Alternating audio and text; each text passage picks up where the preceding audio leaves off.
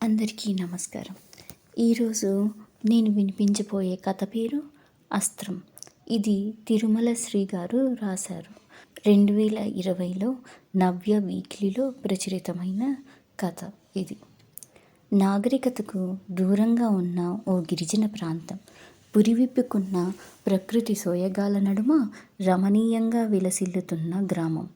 బ్యాంకులో నుంచి బయటకు వచ్చింది నందిని. ఆ రోజు పని ఎక్కువగా ఉండటం వల్ల ఆలస్యమైపోయింది. షర్ట్లో నుంచి సైకిల్ తీసుకుంటూ అప్రయత్నంగా గేటు వైపు చూసింది. బయట బాటకు ఆవలి వైపు రావి చెట్టు కింద సైకిల్ వేసుకుని గణేష్ నిలబడి ఉన్నాడు. ముసిముసిగా నవ్వుకుంది నందిని. ఇద్దరు సైకిళ్ళు తొక్కుకుంటూ కబుర్లు చెప్పుకుంటూ బయలుదేరారు. నందిని 23 ఏళ్ల అందమైన ఆడపిల్ల. ఏడాది క్రితమే ఆ ఊరి గ్రామీణ బ్యాంకులో అసిస్టెంట్గా ఉద్యోగంలో చేరింది.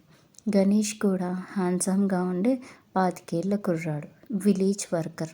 6 నెలల క్రితం ఆ బ్యాంకులో పర్సనల్ లోన్ కోసం వెళ్ళిన గణేష్కి నందిని సహాయం చేసింది. అప్పటి నుంచి ఇద్దరికీ స్నేహం. నందిని ఇల్లు బ్యాంకుకి కాస్త దూరం. ఆ అటవీ ప్రాంతంలో చీకటి పడ్డాక ఒంటరి ప్రయాణం కష్టమే. అందుకే నందినికి బ్యాంకులో ఆలస్యమైనప్పుడల్లా గణేష్ బ్యాంకు నుంచి ఇంటి వరకు ఆమెకు తోడుగా వెళతాడు. మా నందిని ఒట్టి పిరికిపిల్ల, ఎలా బతుకుతుందో ఏమో అంటుంటాడు నందిని తండ్రి సీతారామరాజు. గోదావరి జిల్లాకు చెందిన సీతారామరాజు ఓ ప్రభుత్వ పాఠశాల ప్రధానోపాధ్యాయుడు. నందిని ఒక్కతే ఆయన సంతానం. డిగ్రీ పాస్ అయి బ్యాంకు పరీక్షలు రాసిన నందిని గిరిజన ప్రాంతంలో పోస్టింగ్ అనేసరికి అంతగా ఉత్సాహం చూపించలేదు. కానీ కూతురు ఆ ఉద్యోగాన్ని వదులుకోవటం తండ్రికి ఇష్టం లేదు. పిల్ల ఉద్యోగంలో చేరితే వీలైనంత త్వరలో మంచి సంబంధం చూసి వివాహం చేయించవచ్చని ఆయన ఆలోచన.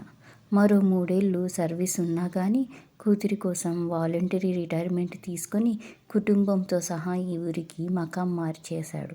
ఖాళీగా కూర్చోలేక గిరిజన పిల్లల్ని చేరదీసి తన ఇంటి దగ్గరే కాలక్షేపం కోసం చదువు చెప్తున్నాడు. నందిని బ్యాంకులోనే సఫాయి వాళ్ళ పార్వతి 30 ఏళ్ల గిరిజన యువతి. నందినితో సన్నిహితంగా ఉండేది. పార్వతి 3 ఏళ్ల కూతురు చనిపోయిందన్న వార్త ఆ రోజు నందినిని నిశ్చేష్టురాల్ని చేసింది. పాపతో ఒకసారి నందిని ఆడుకుంది కూడా. ఎంతో ఆరోగ్యంగా ముద్దుగా ఉండే ఆ చంటిది ఇక లేదనేసరికి నందిని హృదయంలో బాధ దేవినట్టయిపోయింది. గణేష్ని వెంట తీసుకుని పార్వతి తండాకు వెళ్ళిన నందినికి అప్పటికే చంటిదాన్ని ఖననం చేయడానికి శ్మశానానికి తీసుకువెళ్లారన్న వార్త తెలిసింది. తల్లిని ఎవరూ పట్టుకోలేకపోతున్నారు. నందినిని చూడగానే చుట్టేసుకుని బావురుమంది పార్వతి. నందినికి కూడా దుఃఖం ముంచుకు వచ్చింది. ముందు రోజు రాత్రి పాపకు తీవ్రమైన జ్వరం. తెల్లారాక వెళితే ప్రాథమిక ఆరోగ్య కేంద్రంలో డాక్టర్ లేడు.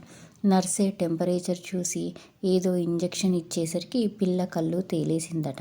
తల్లిదండ్రులు కంగారు పడుతూ ఉంటే జ్వరం వల్ల పిల్ల మగతగా ఉందని, ఏమీ పర్వాలేదని నర్సు చెప్పిందట. కానీ ఇంటికి వచ్చేసరికి పిల్ల చనిపోయిందట.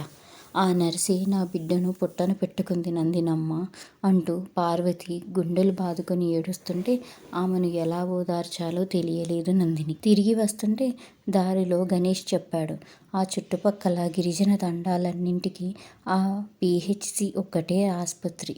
ఉన్నది ఒక డాక్టరు, ఒక కాంపౌండరు, ఓ నర్సు, ఓ ఆయా, అందులోని సిబ్బంది. డాక్టర్ నివాసం పట్టణంలోనే. ఎప్పుడో కానీ ఆస్పత్రికి రాడు. ఆస్పత్రి సిబ్బందిపై తగిన చర్యలు తీసుకోవాలని, పార్వతి కుటుంబానికి నష్టపరిహారం ఇవ్వాలని కోరుతూ లిఖితపూర్వకమైన అర్జీ సమర్పించింది నందిని. విచారణ జరిపిస్తానని ఆమెకు హామీ ఇచ్చి పంపేశాడు తహసీల్దారు. వారం రోజుల తర్వాత తహసీల్దారు ఆఫీసు నుండి పార్వతికి అందిన లేఖ చూసి నందిని తీవ్ర నిరుత్సాహానికి గురి అయింది. పిహెచ్సిలోని నర్సు పార్వతి బిడ్డకు సరి అయిన వైద్యమే చేశారని, ఆమెకు ఇచ్చిన సూదిమందులో ఎలాంటి లోపమూ లేదని, విధి నిర్వహణలో సిబ్బంది ఎటువంటి నిర్లక్ష్యమూ చేయలేదని తమ విచారణలో తేలింది అనేదే ఆ లేఖ సారాంశం. స్థానిక ఎమ్మెల్యే రంగబాబు నాకు తెలుసు. అతను ఎస్టీ కోటాలో శాసనసభకు గెలిచినవాడే. అతను మన గోడు పట్టించుకుంటాడు. మనం అతన్ని కలిస్తే పని జరుగుతుంది అన్నాడు గణేష్. దాంతో అందరూ వెళ్ళి ఎమ్మెల్యే రంగబాబును కలిశారు. భారీ కాయంతో 50 ఏళ్ల వయసులో ఉన్న రంగబాబు వాళ్ళు చెప్పినదంతా శ్రద్ధగా ఆలకించాడు. సానుభూతి చూపించాడు. వారి ఎదురుగానే ఎవరెవరితోనో సెల్ ఫోన్లో మాట్లాడాడు. తర్వాత నందినితో, పార్వతి బిడ్డకు సరియైన వైద్యమే జరిగిందని చెబుతున్నారు ఆస్పత్రి అధికారులు. బిడ్డ చనిపోవడానికి ఆస్పత్రి నిర్లక్ష్యమే కారణమని నిరూపించలేం. అయినా సరే పార్వతి కుటుంబానికి 50,000 నష్టపరిహారం ఇవ్వాలని మెడికల్ డిపార్ట్మెంట్కి గట్టిగా చెప్పాను. త్వరలోనే ఆ సొమ్ము అందుతుంది. ఇక మీరు ఇంటికి వెళ్ళండి అన్నాడు ఉదారంగా. నందినికి ఒళ్ళు మండిపోయింది. మేము ముష్టి కోసం మీ దగ్గరికి రాలేదు సార్. ఈ కుటుంబానికి జరిగిన అన్యాయం ఎలాగో జరిగింది. దోషుల్ని శిక్షించి మళ్ళీ ఇలాంటివి జరగకుండా ఒక పరిష్కారం చూపించమని అడగడానికి వచ్చాం అంది కటువుగా. నందిని మాట తీరు రంగబాబుకు ఆగ్రహం కలిగించింది. పరిష్కారం అంటే ఏమిటి? సిబ్బందిని శిక్షిస్తే చనిపోయిన బిడ్డ తిరిగి వస్తుందా? దాదాపు అరుస్తున్నట్లుగా అడిగాడు. పోయిన బిడ్డ తిరిగి రాకపోవచ్చు సార్. కానీ మున్ముందు మరో బిడ్డ ఇలా నిర్లక్ష్యానికి బలి కాకూడదు శాంతంగానే బదులిచ్చింది నందిని. మా తప్పేం లేదు మొర్రో అని ఆస్పత్రి వాళ్ళు మొత్తుకుంటున్నా గానీ నా పలుకుబడి అంతా ఉపయోగించి 50,000 పరిహారం ఇప్పిస్తుంటే అది మీకు ముష్టిలా కనిపిస్తుందా అన్నాడు కోపంగా రంగబాబు. అపార్థం చేసుకోకండి సార్. ఆ తల్లి కడుపు కోతకు 50,000 రేటు నిర్ణయించడం సబబు కాదేమోనని వినయంగా అన్నాడు గణేష్. ఎంతైతే సబబుగా ఉంటుందట? అసలు వీళ్ళు జన్మలో అంత సొమ్ము ఎప్పుడైనా కళ్ళ చూశారా? కసురుకున్నాడు రంగబాబు. అసలు ఇందులో ఈ పిల్లవాట ఎంతో నందిని వంక చూస్తూ వ్యంగ్యంగా అన్నాడు మళ్ళీ. నందిని కోపంగా ఏదో అనబోతుంటే, ఈ అమ్మ అలాంటిది కాదు సారు. ఏదో మా బాధ చూడలేక సాయం చేయాలని వచ్చిందే కానీ మరో దురుద్దేశం లేదు తనకు అంది పార్వతి వినయంగా. అదంతా నాకు తెలియదు. ఈ గణేష్ తీసుకొచ్చాడని ఇంతసేపు మీతో నా సమయం వృధా చేసుకున్నాను చిరాగ్గా అన్నాడు రంగబాబు. వాళ్ళు ఇస్తానన్న సొమ్మే కావాలనుకుంటే తర్వాత నేను ఫోన్ చేయిస్తాను. వచ్చి తీసుకోండి. కాదంటే మానేయండి. ఎమ్మెల్యే పక్కనున్న అతని మనుషులు ఇక వెళ్ళండి అన్నట్టు చేతులతో సైగ చేయడంతో వెనుదిరిగింది నందిని బృందం. వెనక నుండి రంగబాబు పిలుపు విని వెనుతిరిగి చూసింది పార్వతి. డబ్బు తీసుకోవటానికి వచ్చినట్లయితే మీ మొగుడు పెళ్ళాలిద్దరే రండి. ఆ పిల్లను తీసుకురాకండి అన్నాడు రంగబాబు. అదేదో పెద్ద జోక్ అయినట్టు అతడి కూడా ఉన్న చెంచాగాళ్ళు ఫక్కున నవ్వారు. ఎమ్మెల్యే దగ్గరికి వెళ్ళి వచ్చినప్పటి నుంచి నందిని మూడేం బాగోలేదు. ఎన్నికల సమయంలో ఓట్ల కోసం ఓటర్ల పిల్లల ముడ్డి కడగడానికి సైతం సిద్ధపడే రాజకీయ నాయకులు ఏరు దాటాక తెప్పతగిలేసినట్టు ఎమ్మెల్యేలుగా గెలిచాక స్వార్థంతో ప్రభుత్వాధికారులతో కుమ్మక్కై గెలిపించిన ప్రజలకు అన్యాయం జరిగినా పట్టించుకోకపోవడం శోచనీయం అనుకుంది. రంగబాబు అహంకారపూరితమైన ప్రవర్తన, అతడి మాటలు నందినిలో పట్టుదల పెంచాయి. ఆర్డీఓను కలిసి మాట్లాడాలనుకుంది. అయితే ఇంతలోనే ఓ దుర్ఘటన. ఓ చిన్నపిల్లను ఆపోతు బారి నుండి రక్షింపబోయి తీవ్రంగా గాయపడ్డాడు గణేష్. కనీసం 3 నెలల వరకు మంచం దిగలేని పరిస్థితి. పార్వతి, నందిని గణేష్ ఇంటికి వెళ్ళి చూసి వచ్చారు. గణేష్ గాయపడటంతో ఆమెలో నిరుత్సాహం ఏర్పడింది. గణేష్ ఎప్పుడూ తన పక్కనుంటే కొండంత అండగా ఉన్నట్లనిపించేది నందినికి. కానీ తనిప్పుడు ఒంటరిగా పోరాడాలి. అయినా ధైర్యపడలేదు. పార్వతి లక్ష్మణ్ దొరలను తీసుకుని వెళ్ళి రెవెన్యూ డివిజన్ ఆఫీసర్ని కలిసింది. పార్వతికి జరిగిన అన్యాయాన్ని వివరించింది. వారి చేత లిఖితపూర్వకమైన అర్జీ ఇప్పించింది. విచారణకు ఆదేశిస్తానని, రిపోర్టు రాగానే తగు చర్య తీసుకుంటానని ఆర్డీఓ వారికి హామీ ఇచ్చారు. ఆ స్థాయిలో కొంతైనా న్యాయం జరగవచ్చని ఆశించిన నందినికి మళ్ళీ నిరాశే ఎదురైంది. ఒక నివేదిక సమర్పించమని తహసీల్దారును అడిగాడు ఆర్డీఓ. తన వద్ద రెడీగా ఉన్న నివేదిక ప్రతిని తక్షణం ఆర్డీఓకి పంపాడు తహసీల్దారు. పార్వతి బిడ్డ మరణానికి ఆస్పత్రి సిబ్బంది నిర్లక్ష్యం ఏమీ లేదని వివరించింది. పార్వతి బిడ్డ మరణానికి ఆస్పత్రి సిబ్బంది నిర్లక్ష్యం కానీ, అలసత్వం కానీ లేదని ఇచ్చిన నివేదిక ఆధారంగానే ఆర్డీఓ పార్వతికి తిరిగి జవాబు పంపించాడు. కొద్ది రోజులుగా కూతురు అదోలా ఉండటం గమనించాడు నందిని తండ్రి సీతారామరాజు. ఉద్యోగ నిర్వహణలో ఏదైనా సమస్య వచ్చిందేమో అనుకున్నాడు. మెల్లగా విషయం కదిపాడు. పార్వతి కుటుంబానికి జరిగిన న్యాయం చేకూర్చేందుకు తను చేస్తున్న ప్రయత్నం విఫలమవ్వడం, వాటిని గురించి వివరించింది నందిని. ముఖ్యంగా ఎమ్మెల్యే రంగబాబు వైఖరి పట్ల తీవ్ర ఆవేదన వ్యక్తం చేసింది నందిని. అంతా ఆలకించి చిన్నగా నిట్టూర్చాడు తండ్రి. అస్తవ్యస్తమైన వ్యవస్థ తీరుతెన్నుల మీద పూర్తిగా ప్రభుత్వాన్నే తప్పుపట్టలేమమ్మా. అన్యాయాలు, అక్రమాలు జరిగినప్పుడు సర్దుకుపోవడం ప్రజల తప్పు. ఏ ఓటర్లైతే తనకు అధికారం కట్టబెట్టారో ఆ ఓటర్లని రంగబాబు లాంటి వాళ్ళు అవహేళన చేయడం నాకు చాలా బాధ కలిగిస్తుంది నాన్న అంది నందిని విచారంగా. నవ్వాడు ఆమె తండ్రి. నోట్లు తీసుకుని ఓట్లు వేసే సంస్కృతి ఉన్నంత వరకు ఆ ప్రజలకు నోరు విప్పే ధైర్యం ఉండదమ్మా. ఆ సంగతి ఆ ఎమ్మెల్యేకి బాగా తెలుసు. అదే అతని బలం కూడాను. అయితే పార్వతి విషయంలో ఏమీ చేయలేమంటావా నాన్న? పెదవి విరిచాడు సీతారామరాజు. గాఢంగా నిట్టూర్చింది నందిని. 2 రోజుల తర్వాత టీవీ చూస్తుంటే సమాచార హక్కు చట్టం గురించి ఓ ఛానల్లో వస్తున్న చర్చ నందినిని అమితంగా ఆకట్టుకుంది. ఆ చట్టం పూర్వపరాలు, దానివల్ల ప్రజలకు ఎలాంటి ప్రయోజనాలు కలుగుతున్నాయో ఆ చర్చలో పాల్గొన్న నిపుణులు విపులంగా ప్రస్తావిస్తుంటే చెవులు రిక్కించుకుని మరీ ఆలకించింది నందిని. మునుపు ఏకపక్షంగా ముసుగులో జరిగే ప్రభుత్వ కార్యకలాపాలు, విధి విధానాలలో సమాచార హక్కు చట్టం ఎలా పారదర్శకత తీసుకువచ్చిందో నిపుణులు సోదాహరణంగా వివరిస్తుంటే ఆసక్తిగా విన్నది. ఓ సెలవు రోజున నందిని టౌన్ గ్రంథాలయానికి వెళ్ళింది.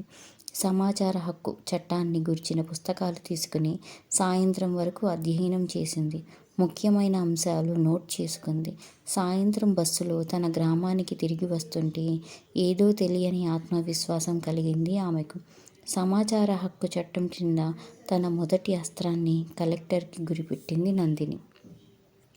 ఒక అర్జీలో సంబంధిత పీహెచ్సీ గురించి, అందులో పనిచేసే సిబ్బంది వివరాలు, వారి విద్యార్హతలు, వృత్తిపరమైన అనుభవం, వారి దైనందిక హాజరు పట్టి, పీహెచ్సీలో లభ్యమయ్యే వైద్య సదుపాయాలు, పరికరాలు, మందులు వగైరాలు, ప్రత్యేకంగా పార్వతి బిడ్డ చనిపోయిన నాటి సిబ్బంది హాజరు వివరాలు, పాపకు ఇచ్చిన సూది మందు, ఆ డోసు, ఇతర మందులు, ఇంజెక్షన్ స్టాక్ వివరాలు, ఆ సమాచారానికి సంబంధించిన రికార్డుల నకళ్లు తనకి ఇవ్వాలని కోరింది. అంతేకాక గత ఏడాది ఆ పీహెచ్సీలో వైద్యం పొందిన చిన్నారుల వివరాలు, వారికి ఇచ్చిన మందుల వివరాలు, వారిలో ఎందరు ఏ కారణంగా మృతి చెందినది, వారిలో ఎవరికైనా ప్రభుత్వం నష్టపరిహారం చెల్లించినది లేనిది వగైరా సమాచారాన్ని కూడా తెలియజేయాలని కోరింది. పట్టణం వెళ్ళి కలెక్టర్ ఆఫీసులో ఆ అర్జీని ఇవ్వబోతే దాన్ని చదివిన సిబ్బంది మొదట తీసుకోవడానికి నిరాకరించారు. ఆమె ఒత్తిడి చేయడంతో తీసుకుని పక్కకు పెట్టారు. 2 వారాల తర్వాత ఏమైందో తెలుసుకోవడానికి వెళితే కాగితం టేబుల్ మీద యథాస్థానంలో అలాగే ఉండిపోయిందని తెలిసింది. ప్యూన్ నందిని దగ్గరకు వచ్చి, ఇంకో 2 వారాలైనా పరిస్థితి ఇదే, చేతులు తడపనిదే ఇక్కడ పనులు జరగవు అన్నాడు. లంచం ఇవ్వడానికి ససేమిరా ఇష్టపడలేదు నందిని. కోరిన సమాచారం ఇవ్వటానికే కదా సమాచార హక్కు చట్టం ఉన్నది. ఇంకా నెలనాళ్ళు గడువు ఉంది కనుక అప్పటికింటికి తిరిగి వెళ్ళిపోయింది. మరో 2 వారాల తర్వాత పార్వతిని, ఆమె పెనిమిటిని తీసుకుని మళ్ళీ కలెక్టర్ ఆఫీస్కి వెళ్ళింది నందిని. కాగితం ఇంకా కదలలేదని తెలిసి ఆఫీసు ఎదుట ధర్నాకి దిగింది. మొదట సిబ్బంది పట్టించుకోలేదు. 3 రోజులైనా ఆమె ఎక్కడి నుంచి కదలకపోయేసరికి వారికి భయం వేసింది. మీడియా రంగప్రవేశం చేస్తుందేమోనని వెంటనే ఓ అధికారి ఆమె వద్దకు వచ్చాడు. ఏదో సాకు చెప్పి వారం రోజుల్లోగా ఆమె కోరిన సమాచారం సేకరించి ఇస్తామని వాగ్దానం చేశాడు. సొంత ఊరు విడిచి రావడానికి బెంబేలుపడి ఉద్యోగాన్ని సైతం వదులుకోవడానికి సిద్ధపడ్డ తన కూతురేనా ఈమె అని ఆశ్చర్యపోయాడు సీతారామరాజు. తన కూతురు సాహసం చూసి ఉప్పొంగిపోయాడు. విషయం ఆలకించిన గణేష్ సైతం బ్యాంకు నుంచి సాయంత్రాల్లో ఒంటరిగా ఇంటికి వెళ్ళడానికి భయపడే నందిని మేడం వేనా నువ్వు అంటూ ఆశ్చర్యపోయాడు. సమయానికి ఆమెకు తోడుగా ఉండలేకపోయిన తన అసక్తతకు బాధపడ్డాడు కూడా. కలెక్టర్ ఆఫీస్ నుంచి అందిన సమాచారాన్ని శ్రద్ధగా అధ్యయనం చేసింది నందిని. తండ్రి సాయంతో అతి ముఖ్యమైన అంశం ఆమె దృష్టికి వచ్చింది. అది చదివి నిశ్చేష్టురాలయ్యింది. పార్వతి బిడ్డకు ఇచ్చిన సూది మందు సరి అయినదే, కానీ ఆ సూది మందు అప్పటికి ఏడాది క్రితమే ఎక్స్పైర్ అయిపోయింది. ఆ మందులు వాడకూడదు. ఎక్స్పైర్డ్ ఇంజెక్షన్ ఇవ్వడం వల్లే పార్వతి బిడ్డ ప్రాణాలు కోల్పోయింది. అంతేకాదు, సుమారు ఏడాది కాలంగా పీహెచ్సీకి కొత్త మందుల సరఫరా లేనందున గడువు తీరిపోయిన మందులనే రోగులకు వాడుతున్నారు. పార్వతి బిడ్డకు ఇచ్చిన సూది మందు లోగడ 15 మంది పిల్లలకు ఇచ్చారు. వారిలో 7 చనిపోయారు. ఆ తల్లిదండ్రుల ఆందోళన అరణ్యరోదనగానే మిగిలిపోయింది. వాళ్ళ కడుపు కోతను ఎవరూ పట్టించుకోలేదు. నందిని కడుపు మండిపోయింది. వెంటనే చిన్నారుల మృతికి కారకులైన ఆస్పత్రిపైన, పీహెచ్సీకి సవ్యంగా మందులు సరఫరా చేయని అధికారులపైన చర్యలు తీసుకోవాలని, బిడ్డలను పోగొట్టుకున్న తల్లిదండ్రులకు తగిన నష్టపరిహారం ఇప్పించాలని కోరుతూ కలెక్టర్కి, రాష్ట్ర ముఖ్యమంత్రికి, గవర్నర్కి అర్జీలు పెట్టింది. తన అర్జీలకు సమాచార హక్కు చట్టం ద్వారా పొందిన రికార్డులను జత చేసింది. అంతటితో ఆగకుండా పార్వతి దంపతులతో వెళ్లి రాష్ట్ర మానవ హక్కుల సంఘం చైర్మన్కు లిఖితపూర్వకంగా ఫిర్యాదు చేసింది. వారంలోగా దర్యాప్తు జరిపించి నివేదిక సమర్పించవలసినదిగా ప్రభుత్వ కార్యదర్శిని ఆదేశించింది మానవ హక్కుల సంఘం. నెలలు తిరగకుండానే నందినికి ఆశించిన ఫలితం కల్పించింది. నందిని అర్జీలో ఉటంకించిన విషయాలు వాస్తవాలేనని నిర్ధారించుకున్న ప్రభుత్వం పీహెచ్సీ డాక్టర్ని, పార్వతి బిడ్డకు సూదిమందు ఇచ్చిన నర్సుని విధుల నుండి సస్పెండ్ చేసి వారిపై శిక్షణా చర్యలు తీసుకోవాలని ఆదేశించింది. ఆ పీహెచ్సీనే కాక రాష్ట్రంలోని ఇతర అన్నింటి పరిస్థితిని, పనితీరుని పరిశీలించేందుకు ఒక ఉన్నత స్థాయి కమిటీని కూడా నియమించింది. నందిని అర్జీలోని వాస్తవాలను జూడీ చేసుకున్న మానవ హక్కుల సంఘం పార్వతి దంపతులకే కాక ఆ పీహెచ్సీ నిర్వాకం వల్ల బిడ్డలని పోగొట్టుకున్న కుటుంబాలన్నింటికీ 10 లక్షల చొప్పున నష్టపరిహారం చెల్లించవలసిందని, అందులో సగం మొత్తం సంబంధిత అధికారులు, సిబ్బంది నుండి వసూలు చేయాలని ప్రభుత్వాన్ని ఆదేశించింది. వారం రోజుల తర్వాత కలెక్టర్ చేతుల మీదుగా నష్టపరిహార చెక్కును అందుకున్నారు పార్వతి, లక్ష్మణ్ దొర. వాళ్ళకి కన్నీళ్లు ఆగలేదు. కృతజ్ఞతతో నందిని పాదాలకు నమస్కరించారు. నష్టపరిహారం అందుకుంటున్న ఇతరులు కూడా నందినికి చేతులెత్తి మొక్కారు. సభలో కలెక్టరు, ఎమ్మెల్యేలు తన కూతురిని కొనియాడుతుంటే గర్వంగా ఫీల్ అయ్యాడు సీతారామరాజు. చేతికర్రను ఊతంగా చేసుకుని ఆ కార్యక్రమానికి హాజరైన గణేష్ ఆమె వంక ఆరాధనగా చూశాడు. రంగబాబు నిష్క్రమిస్తూ, ఆడపిల్లవైనా గొప్ప సాహసమే చేశావు, మొత్తానికి సాధించావు అంటుంటే, ఇది నా ప్రతిభ కాదు సార్, సమాచార హక్కు చట్టానిది. అన్యాయాన్ని ఎదుర్కొనేందుకు ప్రజలకు పార్లమెంట్ ప్రసాదించిన బ్రహ్మాస్త్రం అది అని జవాబిచ్చింది నందిని. కథ ఇంతటితో సమాప్తం. మీకు ఈ కథ నచ్చిందని అనుకుంటున్నాను. మరిన్ని కథల కోసం నా ఛానల్ని లైక్ చేయండి, షేర్ చేయండి, సబ్స్క్రైబ్ చేయండి. Thank you.